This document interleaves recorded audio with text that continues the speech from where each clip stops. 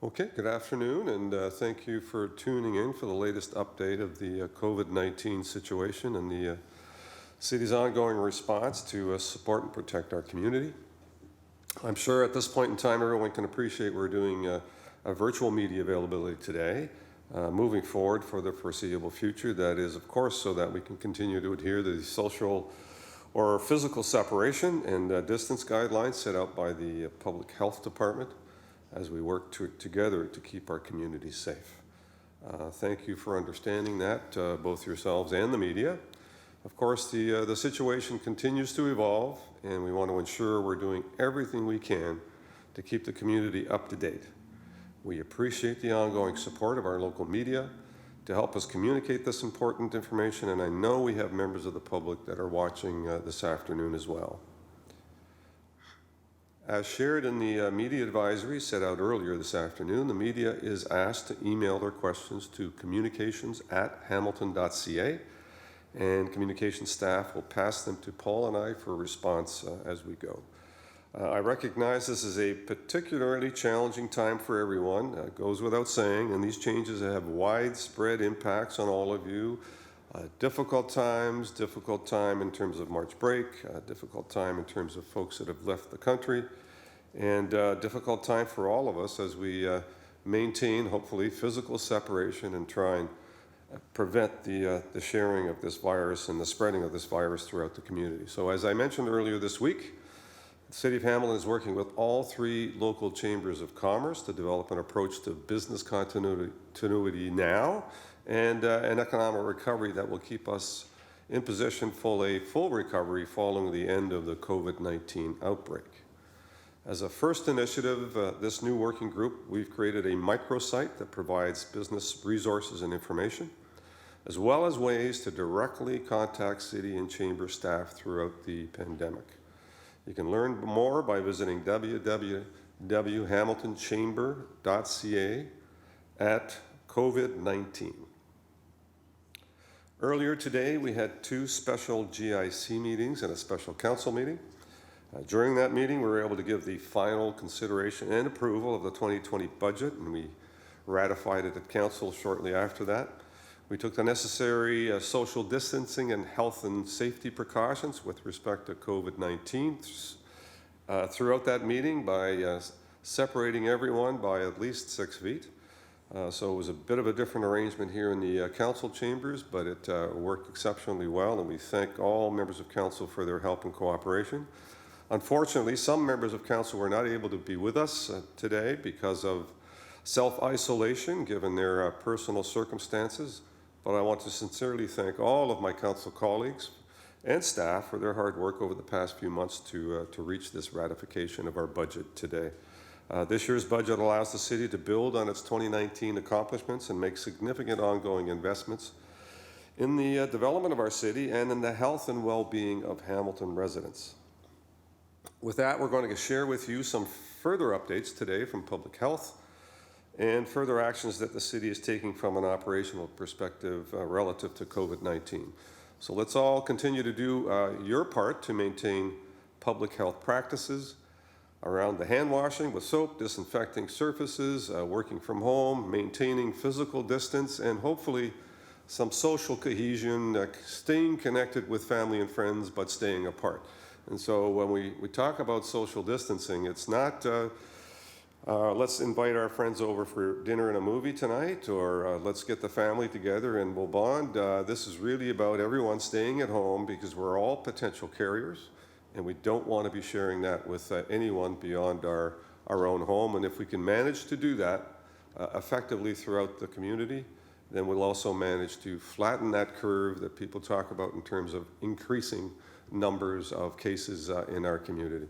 So now I'm going to turn it over to Paul Johnson, who's leading up our Emergency Operations Center, for some updates from Paul. Thanks very much, Mr. Mayor. And I'd like to begin today by thanking some of the people that work behind the scenes at the City of Hamilton. Today, Mr. Mayor, you mentioned about our council meeting, and I can tell you our clerks division has just done a wonderful job of not only helping us to do these press conferences in our town hall, but today's meeting, very different than they're used to. and it all came off without a hitch. The other group I'd like to personally thank today is our IT department. When we made the decision to have our workers at the City of Hamilton work from home wherever possible, and we are now at less than 15% of our staff coming to any city facility, that meant an awful lot of work for IT, and they've worked tirelessly to ensure that there's access to our networks so that people can work from home and continue to deliver service from home. I checked in today with members of our Ontario Works team, and they are at home processing applications and doing work on behalf of the clients who rely on social assistance, and just one example of the way that we're doing business differently here at the city. You will notice that Dr. Richardson or Dr. Harvey are not here. They are both busy with other meetings and conversations today. However, I did talk to Elizabeth earlier in the day and can give a few highlights and a few updates on her behalf. First of all, I can confirm that there are no new cases in Hamilton over yesterday to our regular media deadline of 12 p.m. today. We have 2 cases that are in hospital. One who was a resident at the long-term care home that was mentioned in previous releases, and one other individual. In Hamilton, no deaths have occurred. As you know, the majority of the cases that have been confirmed continue to be related to travel. However, as was mentioned by Dr. Richardson the other day, 2 have no obvious links yet in our investigations to travel, and that is some of our early indications of community transmission. We can't underscore enough, whether it's Dr. Richardson or myself, that the importance of distancing ourselves from the contact that can occur and spread this virus is critically important. We need to be mindful of that in everything that we do. Even when we go out to do our essential work, shopping for groceries, picking up prescriptions, we need to distance ourselves from other people that are also out shopping and doing their daily activities. And I don't think anybody's going to mind these days if you're a little further behind or a little further in front of somebody in line. Everybody understands what we're in, and it's really important that we take this to heart. Late yesterday, we issued a press release with some important updates to the community, and I just want to reinforce a few of those here today. First of all, when it comes to our city parks, they are great areas for people to get out and enjoy the outside. Of course, exercising proper distancing and all the rest. However, we have, as of yesterday, reminded people that we strongly recommend that people avoid the use of any city park equipment, most particularly play structures.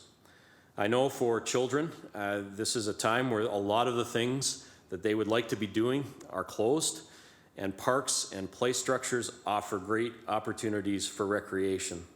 However, those play structures are not sanitized. And we strongly recommend that you use the park space, but not the equipment. Could be benches, could be play structures, could even be some of the recycling bins and the things like that. Just be cognizant of the fact that they are not sanitized on a regular basis by our city. We have today opened up our 3 community recycling centers to accommodate residents who need to take either their waste or recycling to our facilities. They're also reopened to commercial businesses. These facilities, we feel, can operate very effectively while maintaining a proper social distancing approach. To that end, at these facilities, only credit and debit payments will be available at this time. We also announced that there will be some relaxing of residential time permits when it relates to parking. This could be the 1-hour type parking or the 12-hour rules for parking in residential areas. These will be relaxed until further notice, really to help those who are working from home during the day, and in particular those who are self-isolating. We do remind residents, though, that we will be enforcing unsafe parking habits, the blocking of fire hydrants, parking too close to intersections or corners, that sort of thing. And residents can please note that if any vehicles are blocking your driveway or bike lanes, please report those in, and we will take proactive enforcement. Our Hamilton Farmers Market remains open at this time, Tuesdays, Thursdays, Fridays, and Saturdays. Most of our vendors remain open, including some with food for takeout. Staff are conducting frequent cleaning and sanitizing, but we do encourage shoppers at our markets to use the sanitizing stations and practice the social distancing behavior. HSR is undergoing a number of changes, many of which we've talked about in the past, but I do want to remind residents that we are getting closer to a change in our schedule. Beginning Monday morning, HSR will operate on a Saturday level of service, Monday to Saturday, and a Sunday level of service on Sundays. This was made in consultation with the union executive, our own public health department, the EOC, in terms of looking at how best to protect our drivers in terms of those who are returning from vacation and needing to self-isolate, and how we also maintain service levels for the community. So we wanted to provide predictable and reliable service, and unfortunately that does mean a reduced frequency of service. We understand that this creates challenges and has created some concern for our transit users. You need to know that as soon as we can add more service and as soon as we can get back to full service, we will. But we believe it's better to have reliable service than haphazard service. We have lots of different cleaning protocols that are going on. We are encouraging our riders to practice social distancing, and we are also doing some things to further protect our transit operators, the drivers. We're blocking the seats immediately behind the operators. We've moved the yellow line, and we're asking our transit users to stay behind that line. And with customers, for customers with personal mobility devices, they will be permitted to enter through the front door and exit through the front door. However, all other passengers are asked to enter through the rear doors. And as everybody knows by now, we will not be collecting fares as a result on transit until further notice. So Saturday level service will kick in on Monday, which always sounds strange, but I think our transit users understand that situation. But I would say to the public, there are many ways to keep on top of our transit system, and you can check it by phone, you can check it by text, you can use our trip planner, you can go online, and of course keep track of us on social media. And all of the changes and all of the enhancements that we occasionally may be able to provide during peak times will be communicated to the public regularly. TransCab will continue to operate on weekends. However, they have changed operations in all TransCab's areas, carrying only 1 or 2 passengers per TransCab vehicle, depending on the vehicle size. If it's a smaller vehicle, it'll be 1. Obviously, the larger minivans may take 2 customers. This may result in additional wait times, and depending on how many TransCab vehicles remain available, you may have to wait a little longer. Obviously, the reduction in the number of passengers we're carrying is so that, of course, we are not having a crowding situation within the TransCabs. Although the HSR lost items is closed to the public effective the end of today, we'll keep lost items stored safely, and you can certainly call the city at 546-2424, extension 1882, and we'll try and make sure you can get your stuff back. And obviously, if it's a significant value item, your wallet, your ID, a cell phone, we'll make arrangements for you to go to the Hamilton Go Center and pick it up there.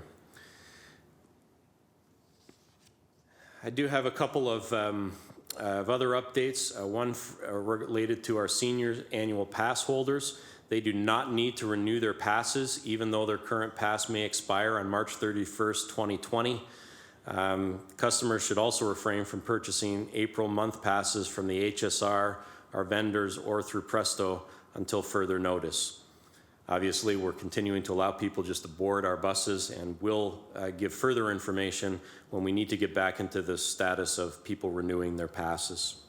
For DARTS transit users, effective today, DARTS will be restricting service to essential trips only, and have implemented a 3-step screening process by the folks that do the reservations for DARTS. Essential trips include going to work, going to the doctor or other medical treatment, going to a lab for medical testing, picking up prescribed medication, or shopping for groceries and other necessities. If the answer is no to all of the above, they'll not book your trip. If the answer is yes to any of the above, the person taking your reservation will proceed to through some of the following steps to further determine if the trip can be booked. So this screening allows our drivers to remain safe, it allows our passengers to remain safe, and obviously the goal now is to respond to what we're all being told to do: only travel when it's an essential trip. In terms of travel, the United States and Canada are temporarily restricting all non-essential travel across its borders, and that is coming into effect very shortly. And it's important that we recognize that travel is generally being restricted, and we should follow the guidelines of our health officials that only travel if you really need to. This doesn't affect, though, and our mayor has said this repeatedly, it does not affect our supply chains.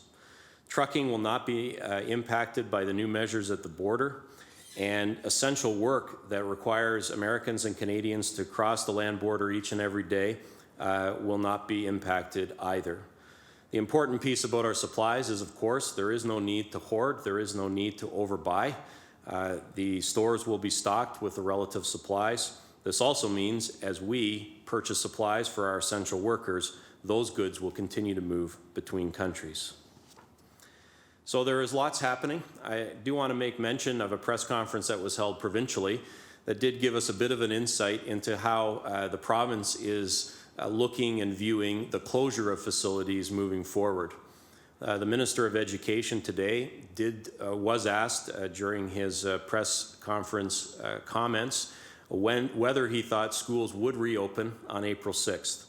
And he said very categorically that he would take his lead from the Provincial Chief Medical Officer of Health. And that's important information for us to understand, because very much that will play into our decisions around the opening or the continued closure of city facilities. So we will continue to await those decisions as they come forward over the coming days into next week. We know parents and families want to plan, but recognize that this is an ever-evolving situation, and the reality is we may not get as much advance notice as we would like to make decisions. But when we have the information and when we're able to make those decisions based on the best advice of our medical professionals, we will indeed do that. Well, thank you very much, Paul. And as we know, the state of emergency that the province has called does allow for grocery stores and drugstores to remain open. So you can get all of your needs for both your medicines and your toiletries and groceries as required. And as Paul just mentioned, there's absolutely no need to corner the market on toilet paper or wipes or anything of that order. Their supply chain is fine. Everything's moving as it should. The trucking industry keeps delivering the product across border and across the country. There was really no reason for concern other than some people are deciding to empty the shelves unnecessarily. So please don't do that. Leave something for your neighbors, for your friends, and other citizens in our community. I want to thank our public health team, both the hotline workers and everyone in public health that are just working double time to answer your questions. And understandable that there are a lot of questions coming to the public health hotline. They're doing everything they can to answer them as quickly as they can. Be patient, they will get to you, and they are really putting in a lot of effort to help people understand what effects are happening out there, what ill effects they might be feeling, and what they need to do about it. Our EOC team, led by Paul Johnson and Jason Thorne, Dr. Richardson, has been fantastic. There are many, many others around that table in public health, public works, fire, paramedics, police. The entire departmental leadership of our organization is sitting at the table making recommendations on how to best deal with the issues that we have to, best deal with the decisions we have to make to actually affect the kind of physical separation and social change that we're facing right at the moment. So a great time for you to help us do the work we need to do. All of these changes are not particularly effective if we don't get your help and cooperation in putting them into effect. So maintaining that physical separation and at the same time looking for creative ways of generating some social cohesion is very important. I see a lot of creativity happening out there on social media. I see friends dropping off gifts and coffees at the porches of their family members, not going in, but leaving a little gift. All kinds of ways that people can creatively still socially connect, but at the same time maintain that physical separation that's so important to knock down this virus. Continue to follow the advice of our public health team. Visiting our health teams are at hamilton.ca/coronavirus, or you can go to the Public Health Service hotline. It's on your screen. It's COVID-19 hotline at 905-974-9848. And other creative things that you can do, and I know there's a shortage of blood. You can donate blood. You can support your local restaurants by ordering in, and something that we're doing from our office on a regular basis for those restaurants around the city that are offering takeout. And most importantly, be understanding and compassionate of all your citizens out there. Many are struggling, and certainly the marginalized and homeless even more so than most. And so be courteous, be helpful, be kind, and do what you can to make someone else smile over this next little while. Beyond that, we'll take some media questions. Thanks very much, Mayor Eisenberger and Paul. At the moment, we only have one media question that's come in. It's from Samantha Craggs with CBC Hamilton. She says, multiple people are tweeting at me and contacting me, telling me that non-essential administrative staff are having to come into work at municipal service centers, even though the centers are closed to the public. Is this true? And can you assure us that all city staff who are able to do their jobs from home are allowed to do so?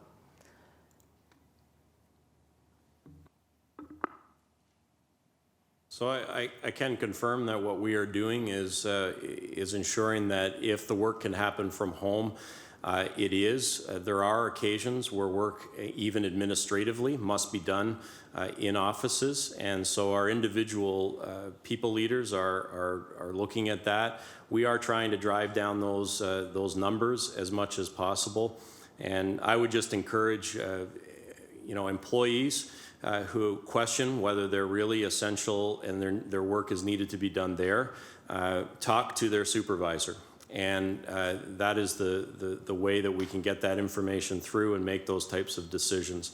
I do know that there are a number of people who feel that nobody should be working at the City of Hamilton in any of our offices. And although that might be a desire, it's simply not practical. There are certain things that have to be done within our office environment and across just about every service area that exists. So that is a more broad statement, not related to perhaps some of the tweets that are coming in to our media partners. And my encouragement to all of our staff is communicate this.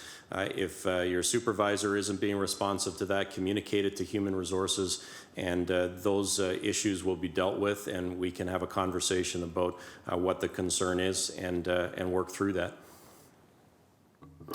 Thank you, Paul.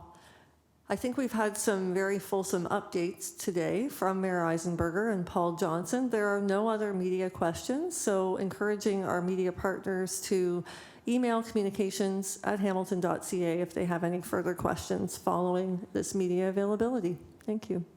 Can I do a shout out to our, the people that are working each and every day? So fire, police, paramedics, folks in public health and social services are all out there day in and day out. Public Works, fixing water mains and roads as they normally do, are continuing to work in the city to keep our city functional. So I think people need to appreciate their effort, sometimes in awkward situations for them, but so necessary to have all of these services continue in our city, or else we have a greater problem in terms of city functionality. So I'm going to give a personal shout out to all those workers that are doing that each and every day throughout this. I'm sure they will continue, and regular updates about the good works that, or the good decisions that are being made will keep coming and will be forthcoming as we go forward here. Thank you.